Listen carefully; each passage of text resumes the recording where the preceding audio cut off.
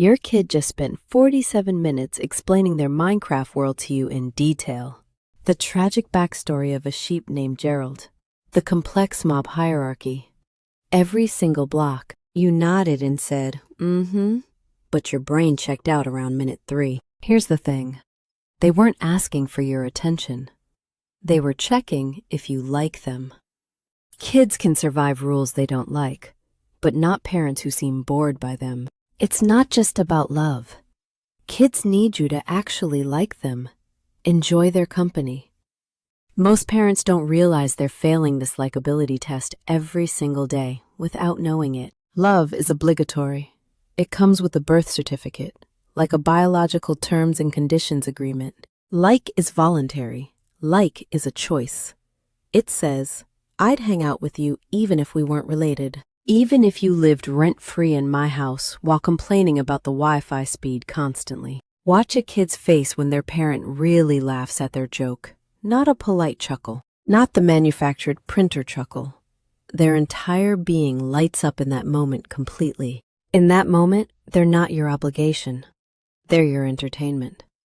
They made you happy. Sociometer Theory says self-esteem reflects how desirable we believe others genuinely find us. When kids believe parents genuinely like them beyond biology, their brain learns they're worth choosing. That belief shapes absolutely everything. Relationships, confidence, identity, and how they see themselves. Here's where most parents mess up in ways they never see coming. The phone test. Your kid walks into the kitchen while you're scrolling Instagram. They start talking. You keep scrolling. They stop talking. You didn't notice. That's the test, and you just failed it completely. Kids see you scroll through 300 photos of strangers' food, but won't sit through their recess story. They watch you reply to work emails in seconds, but take 3 days to look at their drawing. Your attention is currency, and they are absolutely tracking every part of the exchange rate. This tiny act separates parents who get called for advice from those called only for money. Research on technoference shows that screen use around children drops interaction and parental responsiveness significantly. A Pew Research study found 68% of parents are sometimes distracted by smartphones around their children. Where your eyes are sends a message about what matters. And right now, TikTok is winning. But it's not just about putting the phone down. It's about how you engage when you do. Your kid mentions they learned to make glow-in-the-dark slime. You respond with, "That's nice, honey." What they actually heard. Your interests bore me, but I'm too polite to say so directly. Parents show up for recitals and games and parent-teacher conferences, but sleepwalk through the Gerald stories. They sleepwalk through the glow-in-the-dark slime and the 40-minute YouTuber explanation, too. Kids are enthusiasm detectives. They know the difference between real interest and parental autopilot. Real interest has follow-up questions. How does it glow? Can you make it different colors? Is this why the kitchen looks like a unicorn exploded? That is genuine parental interest. Cambridge research found that when parents respond to children's emotions early, closeness develops strongly. That closeness predicts kindness and helpfulness in children for many years later in life. This is where the quiet math starts. The math that determines whether they call you at 25 or whether they only text you on mandatory holidays. The math is happening right now. Here's where things get even more damaging. While ignoring interest pushes them away slowly, the next mistake actively tells them they are not good enough. The comparison trap. Your kid quits piano after 3 months. You sigh.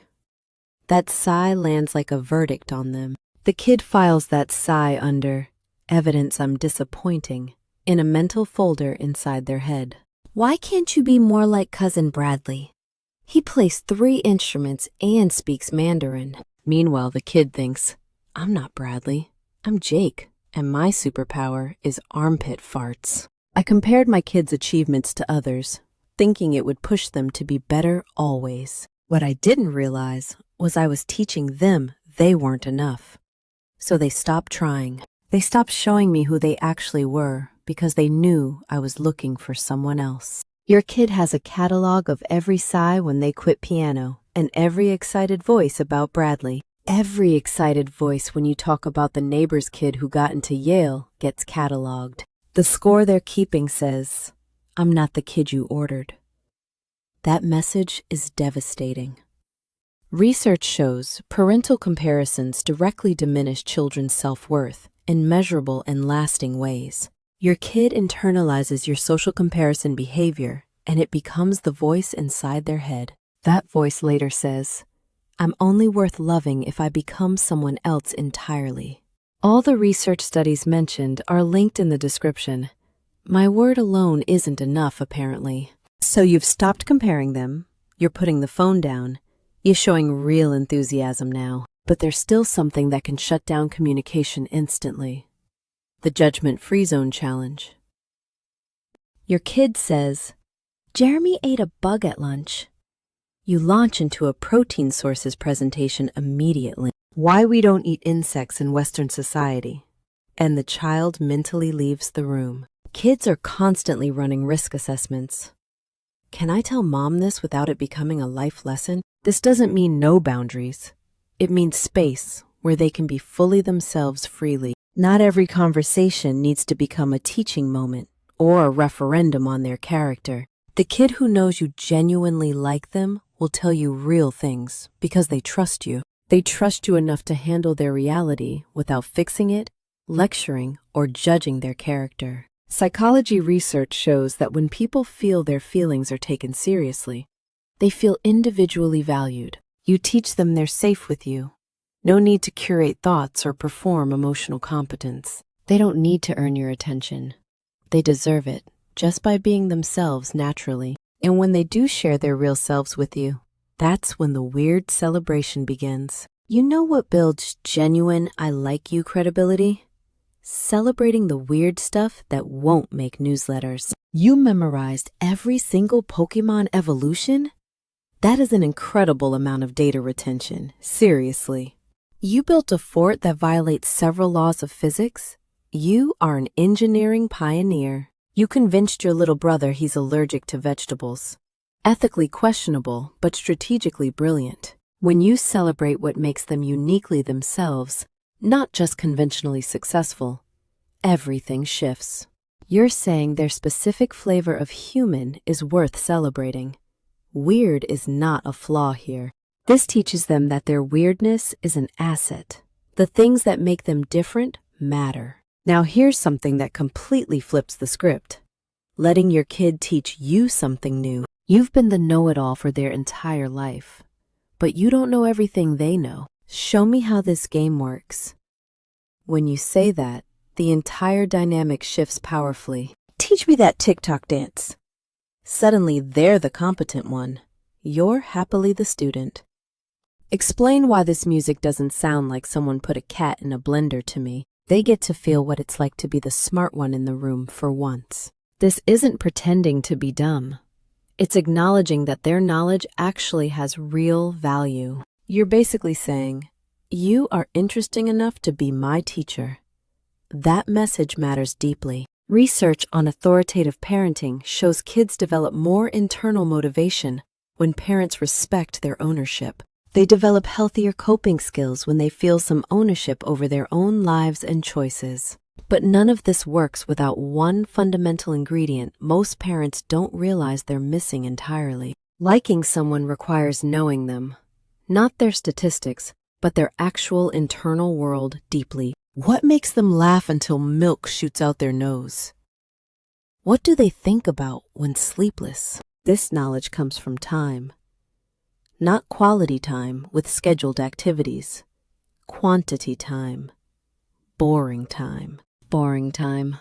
The time where nothing special happens except proximity and conversations meandering freely together. Where conversations meander from dinosaurs to death to whether hot dogs are technically sandwiches or not. Research shows the more time parents spent with children, the more family warmth children actually experience. Closeness only develops with time. You teach them their company is something you genuinely enjoy. And when you do all of this, phone down, enthusiasm shown, weirdness celebrated, time given, something amazing happens. Kids who believe their parents genuinely like them develop an incredible ability. They start liking themselves, not in a narcissistic way, in a healthy, I am worthy of appreciation way that lasts. When you laugh at their jokes, they learn they're funny. When you ask opinions, they feel heard. When you choose to spend time with them, they learn they are genuinely worth choosing every time. You become the mirror that shows them their own likability back to them every single day. This compounds over time. The kid who knows they're liked becomes the teen who chooses better friends. The teen who chooses better friends becomes the adult who expects and receives respect in relationships, all because someone they loved actually enjoyed their company. That is the root of everything. Longitudinal research found parental warmth, love, support, and acceptance significantly shape self-esteem during childhood and adolescence. Another study found parental trust and support establish adolescent self-esteem that lasts throughout their entire lifetime. You're teaching them their baseline setting. I deserve to be liked, or I must earn affection. Here's what really matters. What most parents don't realize until they see an empty birthday inbox. Whether your kid thinks you like them determines your entire relationship with them forever going forward. The adult who calls their parents regularly. Their parents genuinely like them. That's the pattern. The one who visits only on mandatory holidays. They feel tolerated, not enjoyed by their parents. Eventually, the obligation ends. They don't have to talk to you. They'll only choose to if they want. They'll only choose to call if they believe you actually enjoy being around them and their company. This is the difference between a birthday phone call and wondering why they never reach out to you. These small daily choices you make right now are building your entire future relationship with them. Putting down the phone during the Gerald story. That brick is being laid right now, today. Celebrating the weird fort, asking them to teach you their game. These are bricks in the wall. Research examining parent-child relationships across 22 countries found strong links between relationship quality and adult well-being. A decade-long study found that people who felt closer to parents in childhood feel more secure in adulthood, more secure in all their relationships in adulthood. Every single relationship they will ever have. Your relationship with your adult child is being written right now in those seemingly small moments. But here's the beautiful plot twist that makes all of this genuinely worth every single effort. When kids feel genuinely liked by their parents, they become more likable. Not by performing approval. They're comfortable being themselves because someone already confirmed that who they are is genuinely enough. You're not just raising a child. You're getting to know a future adult who might be amazing. They might become your absolute favorite person, but only if you genuinely like the kid first. So when your kid launches into a detailed explanation of their rock collection, remember this always. They're not asking you to care about rocks. They're asking if you care about them specifically. They're asking if you like the person who likes rocks. That is the real question here. Because once you genuinely like your kid, not just love them, parenting becomes something different. It becomes less about managing and more about discovering who this remarkable person is becoming. Less about shaping and more about witnessing. Watching who they actually are unfold before you. That is the one thing every single child wants from their parents above all. To be liked. To be liked for exactly who they are. Gerald the sheep's backstory and every part of it